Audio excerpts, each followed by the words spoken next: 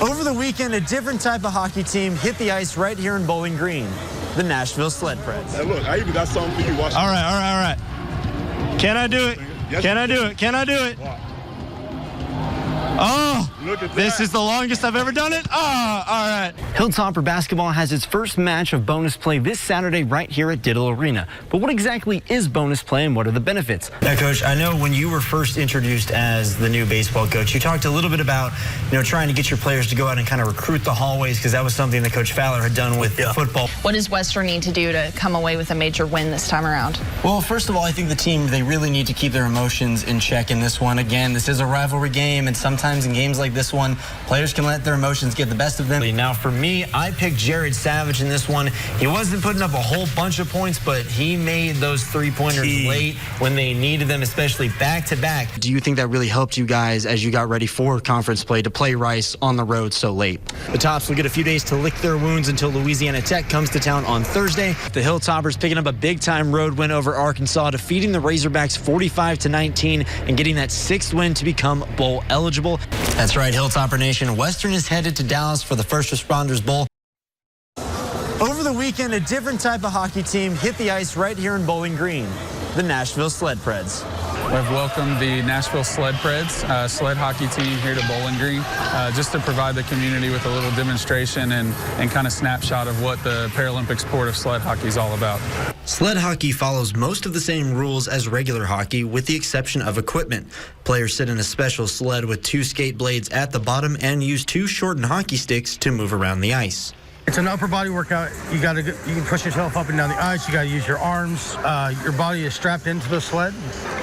It's quite fun, to say the least. The goal of the event was to educate the Bowling Green community not only on sled hockey, but adaptive sports as a whole, which allow athletes with physical disabilities to compete on a level playing field. There's a lot of people that don't know about the disabled adaptive sports.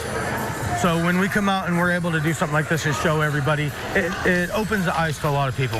Having our local adaptive sports program here, I think it just shows the community that we're serious about this, that we're really making efforts to grow those opportunities here in Bowling Green and South Central Kentucky. Those who took part in the demonstration wanted everyone to leave knowing a disability does not define them. For people with disability, don't look at it that way. The sky's the limit. There are nothing that you can't do. Just look at what you can do and pursue that. Anybody, whether they have a disability or not, everybody that has abilities beyond that disability. If you'd like more information on the Nashville Sled Preds, you can visit their website, nationalwheelcats.org. For 13 Sports, I'm Hunter Smith. It was a game that was probably circled on his calendar for months, and Saturday WKU quarterback Ty Storey made his return to Arkansas to face his former team. Western's homecoming may have been back in October, but one Hilltopper received a homecoming of his own against the Arkansas Razorbacks. I mean, when I saw the schedule, I saw Arkansas, and that was kind of made me smile a little bit. Ty Storey, who transferred to the Hill as a grad transfer from Arkansas, now facing the team he once not only played for, but grew up rooting for. We live an hour and 10 minutes from this stadium. He grew up a Razorback fan. I mean, he came to a lot of Razorback games when he was younger. Seeing all those, all my friends and stuff on the other side kind of ruined the warm-up routine, but it was great to see those guys. Storey was all business against the Razorbacks, throwing for 213 yards and a touchdown, as well as rushing for 2 scores as Western dismantled Arkansas 45-19, a victory the Hilltoppers knew was special for their QB. And our guys knew it was a big game for him. They were playing for him as well. They wanted him to be able to come back home and be a senior and to get a big win like this. Just the look on his face after we got the win, just coming off a sideline after the touchdown, was like that. It energized us to go even harder for him. Now, he led the offense very well. Like, he's a real leader out there. You could tell he wanted it. Like, he got a lot of passion. He loves his teammates, and he loves Bowling Green. It's been a great experience for him. Since taking over for an injured Stephen Duncan, Storey has done nothing short of seize the opportunity. Storey is 5-2 as a starter for Western, leading the Hilltoppers to bowl eligibility for the first time since 2017. His journey has had its difficulties, but Storey's patience and resilience has paid off. It's been a struggle for him, just not playing. And he's finally getting that chance, and he's happier than he's ever been. So that makes us happy. From Arkansas to the Hill to earning a career-defining win over his former team, Ty Storey proves his unwavering determination to get to the top. For 13 Sports, I'm Hunter Smith. I tell you what, you couldn't write it any better. It was a heck of a story. Well, the Hilltoppers have been in so many close games this entire season, and tonight was another one that went down to the wire. Unfortunately, this one doesn't go their way as the Tops fall 72-70 to Charlotte and lose their first matchup of bonus play. Western got off to a tough start in this one, committing 6 turnovers in the first 4 minutes alone. Throughout the first halves, the Tops had open looks, but the shots, they just wouldn't fall. WKU trailed by 5 at the half. In the second half, those shots would start to fall as Jared Savage knocks down a triple out of the break.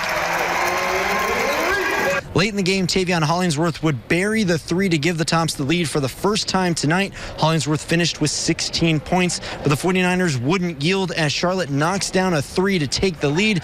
Savage would answer with back-to-back threes to tie the game up at 70 with 11 seconds left.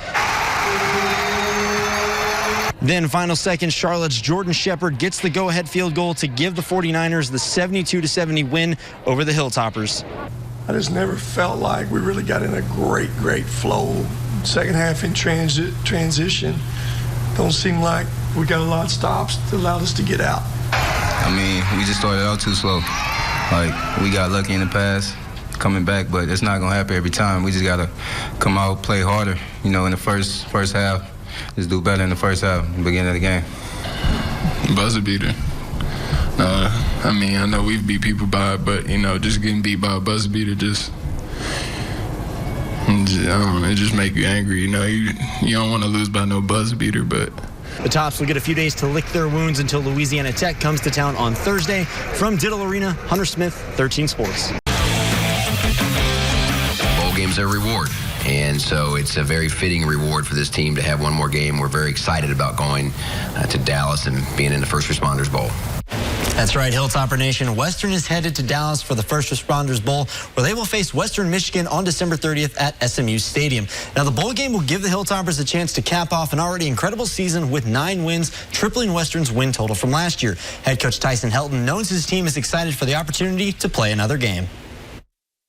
There's one thing about our guys, they love to compete, and it doesn't matter who you play or where you're at. They love being able to put that uniform on and be able to try to go get a win.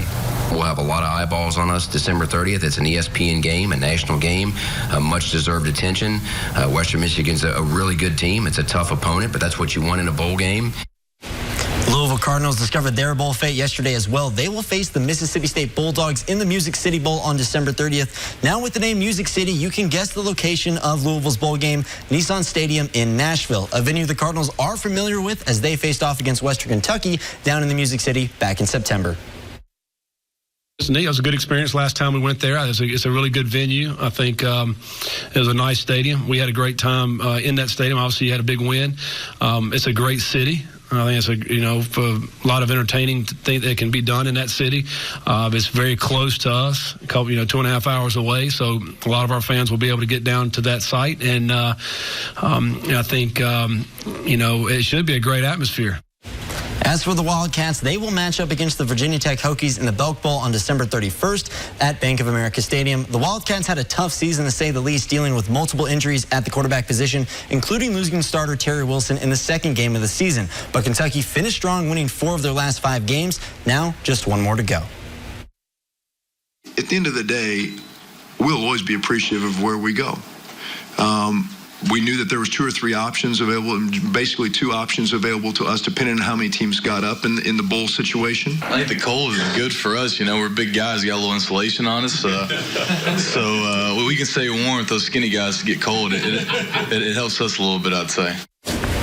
Moving on to the NFL, the Tennessee Titans were back in action yesterday afternoon. Derrick Henry and the Titans visiting the Oakland Raiders. Early second quarter, game all tied up 7-7. Titans backed up into their own end zone. Play action fake by Tannehill, and Tannehill launches a deep ball here, and that is caught by A.J. Brown, and Brown takes it to the house, 91 yards. John Gruden not happy about the defense. Brown had 4 receptions for 141 yards and 2 touchdowns. In the first half, Titans up 14-7. Then under 30 seconds left in the first half, second second and goal for the Raiders, down 21-14. Derek Carr, he rolls down and passes to Foster Morrow for the touchdown. Game all tied up now at 21. Third quarter, same score, first and goal for the Titans. Derrick Henry, he gets the handoff and he rumbles into the end zone for a 10-yard touchdown. Titans go up 28-21. Fourth quarter, same score. Tannehill rolls out and lobs a pass for Jonnu Smith for a 17-yard score. Tannehill finished 21 of 27 for 391 yards and 3 touchdowns. Titans, they go on to win 42-21. And that's your look at sports. Have a great Monday, everyone.